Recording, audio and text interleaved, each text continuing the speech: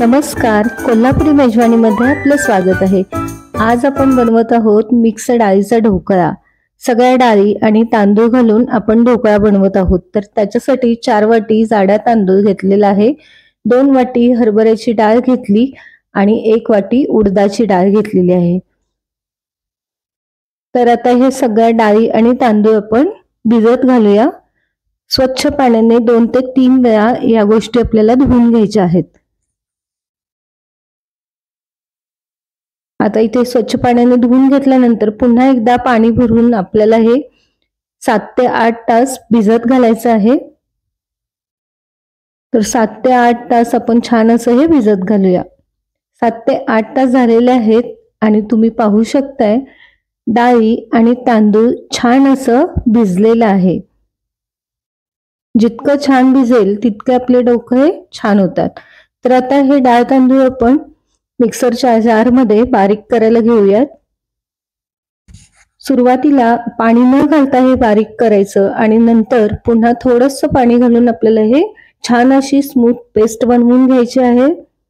तर थोडंसं पाणी मी इथे घातलेलं आहे आणि आता याची स्मूथ अशी पेस्ट बनवून घेऊया। जशी आपण इडली डोशाला वगैरे बनवतो ना तशा पद्धतीने, पण त्याच्यापेक्षा थोडीशी बारीक अशी कन्सिस्टन्सी आपल्याला याची ठेवायची आहे। आता सगळं पीठ आपण तयार करून घेऊया अशाच पद्धतीने।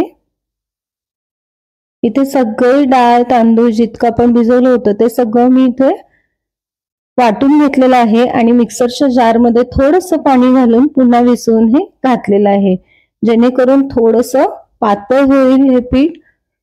खूप पातळ देखील करायचं नाहीये आपल्याला, अशा पद्धतीने अशी कन्सिस्टन्सी या पिठाची आपल्याला ठेवायची आहे। आणि आता कमीत कमी 8 तास हे पीठ आपल्याला फर्मेंट करण्यासाठी ठेवायचं आहे। तर हे बघा, पीठ आपलं छान असं 8 तासानंतर फर्मेंट झालेलं आहे। जाळी सुद्धा खूप सुंदर आलेली आहे, तुम्ही बघू शकता। मस्त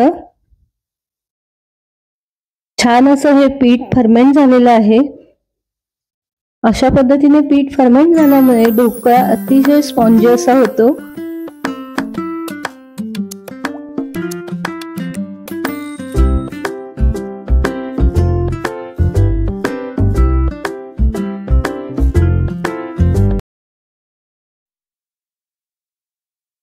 पीठ छान फर्मेंट झालेलं आहे, मस्त असं फ्लफी झालेलं आहे, जेणेकरून ढोकळे अतिशय सॉफ्ट स्पॉन्जी असे होतील। तर यातलं जितकं आपल्याला ढोकळा बनवायचा आहे त्याप्रमाणे मध्ये आपण दुसऱ्या एका बाउलमध्ये भांड्यामध्ये यातलं पीठ काढून घेऊयात।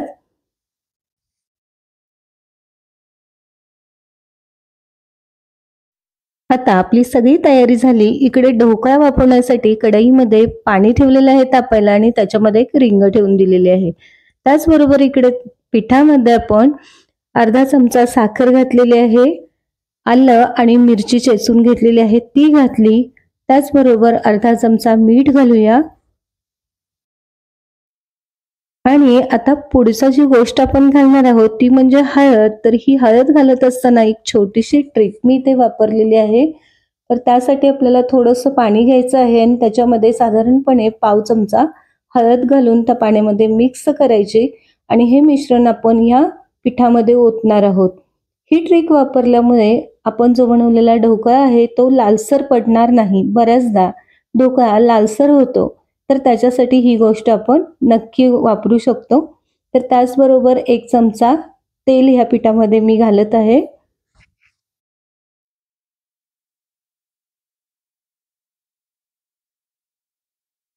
आणि आता आपण याच्यामध्ये थोडासा सोडा घालूया। सोडा न घालता सुद्धा आपण हा ढोकळा बनवू शकतो, पण आपल्याला आणखीन थोडी जाळी यायची आहे। या ढोकळ्याला आपल्याला आणखीन फ्लफी बनवायचं आहे, म्हणून थोडासा सोडा घातला आणि आपण ज्या ठिकाणी सोडा घातला असेल त्या ठिकाणी अगदी अर्धा चमचा होईल इतकं व्हिनेगर याच्यामध्ये घालायचं आहे। नक्की तुम्ही ही ट्रिक वापरून पहा, ढोकळा अगदी स्पॉन्जी होतो। तर आता हे सगळं मिश्रण छान असं आपण फेटून घेऊया आणि इकडे एका थाळीला मी तेल लावून ठेवलेलं आहे, त्याच्यामध्ये हे मिश्रण ओतून घेऊया। आता मिश्रण ओतल्यानंतर थोडंसं टॅप करायचं, म्हणजे बबल्स याच्यामध्ये राहणार नाहीत। आणि आता इकडे कढईमध्ये जे पाणी आपलं चांगलं छान उकळी आलेली आहे त्याच्यामध्ये हा ढोकळ्याची जी प्लेट आहे ही ती ठेवून देऊया आणि साधारणपणे एक 20 ते 25 मिनिट आपल्याला हा ढोकळा वाफवून घ्यायचा आहे ताट ठेवून. फार तर तुम्ही याच्यावरती या ताटावर थोडंसं वजन सुद्धा ठेवू शकता जेणेकरून वाफ छान आतमध्ये कोंडली जाईल. तोपर्यंत इकडे आपण तडका सुद्धा करून घेऊ या ढोकळा होईपर्यंत. तर त्याच्यासाठी तडका पॅन मध्ये तेल घातलं. याच्यामध्ये आता तेल छान तापवून घेऊ आणि या तापलेल्या तेलामध्ये 1 चमचा मोहरी घालूया, अर्धा चमचा जिरे घालूया, त्याचबरोबर 2 इथे मी मिरच्या उभ्या चिरून घेतलेल्या आहेत त्या घातल्या, कढीपत्ता घालूया आणि चिमूटभर हिंग घालूया. हिंगामुळे टेस्ट खूप छान येईल. मीठ घातलं याच्यामध्ये, आता चवीनुसार मीठ घालूया. मस्त असं मिक्स करून घेऊ.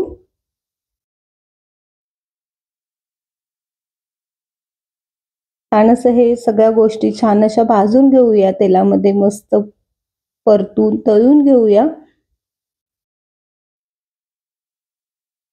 आणि आता याच्यामध्ये आपल्याला घास लागू नये यासाठी हे पाणी आपण वापरणार आहोत या फोडणीचं.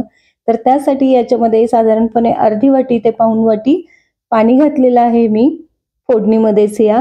त्याच्यामध्येच 1 ते 1.5 चमचा साखर घालूया आणि चवीनुसार मीठ घालायचं या पाण्यामध्ये.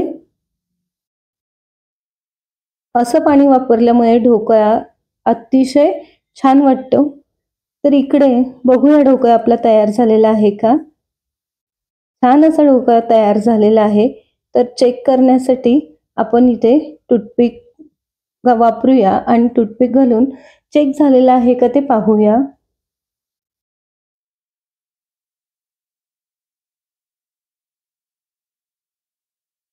हे पहा, टूथपिक अगदी क्लिअर येत आहे. कुठेही ढोकळ्याचं पीठ अजिबात या टूथपिकला चिकटलेलं नाहीये किंवा एखादी सुरी घालून सुद्धा तुम्ही चेक करू शकता. तर इथे आपला ढोकळा मस्त असा तयार झालेला आहे. ढोकळा गार करून घेऊया. याच्या कडा सोडवूया. तुम्ही फार तर याच्या कडा सोडवून झाल्यानंतर हा ढोकळ्याचं जे ताट आहे ते पालथी करू शकता किंवा याच्यामध्येच कट मारून वरून फोडणी दिली तरी सुद्धा छान होतं. तर इथे आपण ढोकळा कट करून घेऊया. मस्त आतपर्यंत एकतर ढोकळा शिजलेला आहे, अधिक तो खूप स्पॉन्जी असा झालेला आहे. अगदी पटकन आपल्याला ह्या ढोकळ्यामध्ये कट करता येत आहे ढोकळा. आणि आता याच्यावरती आपण जे मस्त असं आंबट गोड असं जे पाणी बनवलेलं आहे तिखट वगैरे ते पाणी आपण याच्यावरती घालूया जेणेकरून ढोकळा हे सगळं पाणी आतमध्ये शोषून घेईल आणि ढोकळा जो आपल्या घशामध्ये अडकतो बऱ्याचदा तो अडकणार नाही. तर हे बघा, ढोकळा जो आपण कट करून घेतलेला आहे तो काढून घेऊया. वाव, खूप स्पॉन्जी आणि मस्त असा हा ढोकळा बनलेला आहे. तुमच्या आवडीनुसार तुम्ही याच्यावर काही कोथिंबीर वगैरे वापरू शकता आणि चिंच गुळाच्या चटणी बरोबर, खजुराच्या चटणी बरोबर किंवा सॉस बरोबर तुम्ही हा ढोकळा खाऊ शकता. नाश्त्याला किंवा मुलांना आधेमध्ये खाण्यासाठी सुद्धा खूप छान डिश आहे. गुजराती पद्धतीने हा ढोकळा आपण बनवलेला आहे. बघा बरं किती छान स्पॉन्जी असा झालेला आहे. तर माझा हा ढोकळ्याचा व्हिडिओ तुम्हाला आवडला असेल तर नक्की ट्राय करून पहा आणि रेसिपी आवडली तर लाईक, कमेंट, शेअर करा आणि सबस्क्राईब करा. पुन्हा भेटू अशाच व्हिडिओमध्ये.